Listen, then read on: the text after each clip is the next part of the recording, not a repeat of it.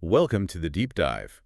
We take the sources you provide and we really get into them to pull out the most interesting, the most important stuff. And today, we've got a really fascinating topic based on the materials you sent over. Cypriot wine. Exactly. A place steeped in history. So we're going to unpack its story, its unique character, and what the future might hold for wine from Cyprus, all based on these documents. It's an incredibly ancient place for winemaking, isn't it? The sources show a history going back millennia, much older than many people probably think. Yeah, that's our mission here. Yeah. Guide you through what these sources say, pull out the key bits of knowledge so you can get up to speed fast on Cypriot wine. And right off the bat, one of the most amazing things is about Commendaria. Oh, yeah? The sources state it's documented as the world's oldest wine name still in continuous production, tracing right back to the 12th century. Wow. Okay. The oldest. That's quite something. Imagine the history in that bottle. It's a huge claim, but the evidence is there in the materials alongside proof of winemaking going back, over 5,500 years? Incredible. Okay, let's unpack this. So where do we start with a history that long? Well, the sources really emphasize those deep roots. Archaeological finds, like at a place called Arami, show winemaking over 5,500 years ago. Right, that's the Chalcolithic period, the Copper Age, around 3,500 BC. That puts Cyprus right up there with the oldest wine regions anywhere. Seriously ancient. Predating a lot of famous European spots.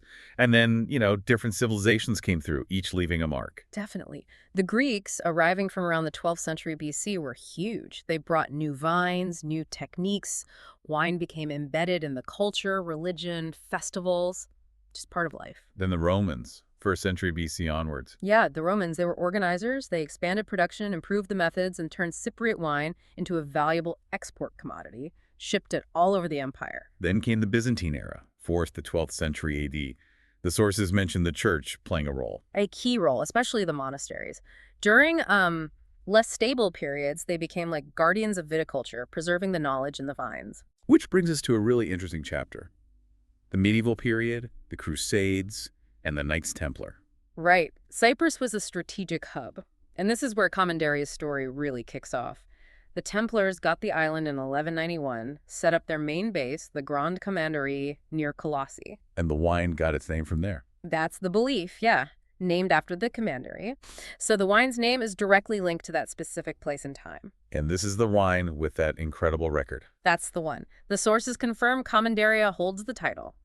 World's oldest continuously produced wine with a protected designation of origin, a DO, documented since the 12th century. And apparently it was pretty popular with European kings and queens back in the day. Just amazing. A living piece of history. What happened later under Ottoman rule, for instance? Well, things got tougher then. Ottoman rule, 16th to 19th century, saw decline. Religious restrictions on alcohol, But it didn't disappear. It survived, smaller scale for Christians, and crucially for export. And the British period, 19th century. That brought changes again, modernization, new techniques, and importantly, new export markets opened up, especially the UK. It was the start of a sort of revitalization. Which leads into the modern revival post-independence in 1960. Exactly, a huge shift. Big investments in modern wineries, international grapes were brought in, but critically, there was this renewed focus, a revaluing of Cyprus's own indigenous grapes. So quality became the focus. Quality, expressing the unique terroir, the sense of place and innovation, but all while sort of reconnecting with that incredibly long past. It's a story of coming full circle, in a way. Okay, that history is incredible. Let's talk about that terroir now. The sources really hammer home how important the island's environment is. It's everything. The soul of the wine, as one document says. The climate, the soils, the landscape, it all combines to create something unique that shapes the wines. So, geographically, Eastern Mediterranean, what's the climate like? Classic Mediterranean. Long, hot, dry summers, great for ripening grapes. And then mild, wet winters, which are vital for the vines to rest and for water reserves. Lots and lots of sunshine. But it's not all flat and hot, right? Those Troodos Mountains are key. Absolutely vital. They rise up pretty high, over 1,900 meters. Mount Olympus is the peak. And they create these completely different, cooler microclimates, especially at higher altitudes. And what does that altitude do for the grapes? Why is it so important? Well, lower temperatures, obviously, even in summer. But maybe more importantly, a big difference between daytime and nighttime temperatures. That's the diurnal range. Right, and that swing helps the grapes. Hugely. It means they ripen slowly and evenly. They build sugars and flavors in the heat of the day, but the cool nights preserve the natural acidity. And acidity is key for freshness, balance, keeping the wines lively, helping them age. Plus, the slopes give different sun exposures and help with drainage. The sources also mention a real mix of soils, not just one type. Yeah, it's a mosaic, complex geology, ancient volcanic activity. It's all in there. You find limestone, which often gives elegance, minerality. Volcanic soils, especially up in the Troodos, can add mineral notes too, plus structure. And clay? Sandy soils. Clay holds water, so you tend to get wines with more body, more tannin, deeper color. Sandy soils drain really well, often leading to lighter, more aromatic wines. So the ground itself really speaks through the wine. Absolutely. The minerals, the texture, how it holds water, it all affects how the vine grows and what the grapes are like. It directly shapes the final taste. And the main wine regions mentioned. Limassol is kind of the historic heartland, especially for Commandaria. Paphos out west has diverse terroirs. Then the Troodos Mountainsides themselves, really important for leveraging that altitude, especially for the native grapes. Larnaca and Famagusta in the east are warmer, smaller scale. But a lot of the focus for quality dry wine seems to be on those Troodos slopes. Yes, exactly. Using that altitude to get complexity and freshness, the topography, the slopes, the altitude, it all works together to counter the general heat and create these pockets, these microclimates. How specific can those microclimates get? Oh, very specific. Which way a slope faces, whether it's sheltered from the wind, how close it is to a valley. All these little things create unique conditions. It means different grapes can thrive in different spots, sometimes just, a short distance apart. Which brings us neatly to the grapes themselves. Cyprus's own autochthonous varieties. The sources say preserving these is vital. Absolutely central. They're the island's vinous identity. More than just grapes, they're like genetic and cultural heirlooms, evolved over centuries to perfectly suit Cyprus. You can't just replicate that anywhere. Let's talk reds first. Mavro gets mentioned a lot. Mavro means black. It's the most planted red, a real workhorse. It's hardy, productive, handles the heat and drought really well. Traditionally used for bulk wine, and it's essential for Commandaria. But handled carefully, it can make decent light, fruity reds, rosés, even sweet wines. It's resilient. But Maratheftiko seems to be the rising star. Oh, definitely. Maratheftiko is the prestige native red, and it's getting serious international buzz. It's tricky to grow low yields, needs other grapes nearby to pollinate properly, but the results... Wow. What's it like? Deep color, firm but sort of elegant tannins, really vibrant acidity, complex, smells dark fruits, blackberry, black pepper, sometimes herbal or floral notes, and it can age really well. A lot of potential there. Any others? Ophthalmo. Ophthalmo is less common, makes lighter, fruitier reds, meant for drinking young, pretty straightforward. Okay, on to the whites. Yeah. Xynisteri is the big one. Xynisteri is key, the most planted white. Its superpower is high natural acidity, which is just fantastic in a warm climate. It keeps things fresh. It's the base for most of the dry whites. Think citrus, green apple, floral hints, often this lovely salty mineral edge.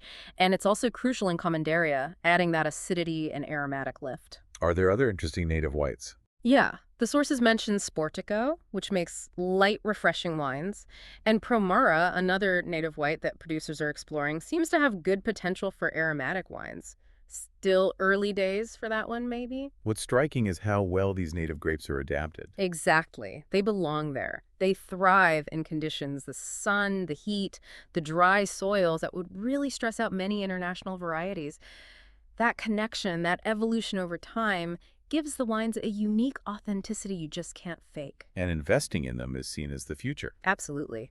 Research, better farming, promoting them internationally, the sources say this is crucial for Cyprus to stand out. They're the unique selling point, really. Okay, let's revisit Commandaria now. We know it's ancient, linked to the Templars, but that production method sounds fascinating. It really is unique, a true taste of history. That connection to the Knights Templars Grand Commandery near Colossi in the 12th century is just, well, iconic. Tell us about how it's actually made. It starts with drying the grapes. Yes, that's the first crucial step. They take the grapes, usually Mavro and Xynisteri, and lay them out on mats in the sun for, say, 7 to 10 days. Like making raisins. Pretty much. The sun evaporates water, concentrating everything, the sugars, the acids, the flavors. They get really shriveled and intense. That must concentrate the flavor massively. Exactly. Then they press these super concentrated grapes to get this thick, incredibly sweet juice, or must. This starts fermenting, but only partially. They don't let it ferment fully dry. No. Before all the sugar is converted to alcohol, they add neutral grape spirit. This is fortification. It stops the fermentation, kills the yeast, and leaves a lot of natural grape sugar in the wine. That's why it's sweet, but it also bumps up the alcohol, usually to around 15–20%. And then it gets aged for a long time. A very long time, often. Oxidative aging is key, meaning it's aged in contact with air, usually in oak barrels. Minimum is 2 years by law, but premium Commanderia is often aged for decades. They frequently use a Solera system, like for sherry, blending older and younger wines for complexity and consistency. What does it taste and smell like? Describe Commanderia for us. Visually, it's stunning. Deep amber, sometimes going towards mahogany brown. The nose is intense, complex. Layers of dried fruits, think raisins, figs, dates, then honey, caramel, warm spices like cinnamon, clove, coffee, chocolate notes too, and these distinctive, nutty, oxidative, rancio notes from the long-aging almonds, walnuts. Sounds rich. And on the palate? It's full-bodied, definitely sweet, but, and this is crucial, it has this vibrant acidity from the grapes, especially the Xynisteri, that cuts through the sweetness. It keeps it balanced, not cloying. The finish is incredibly long and complex, echoing all those dried fruit and nutty flavors. It's clearly more than just a sweet wine. Oh, absolutely. The sources emphasize its huge cultural weight. It's a symbol of Cyprus, of its history, its resilience. It appears at celebrations, it's part of the identity.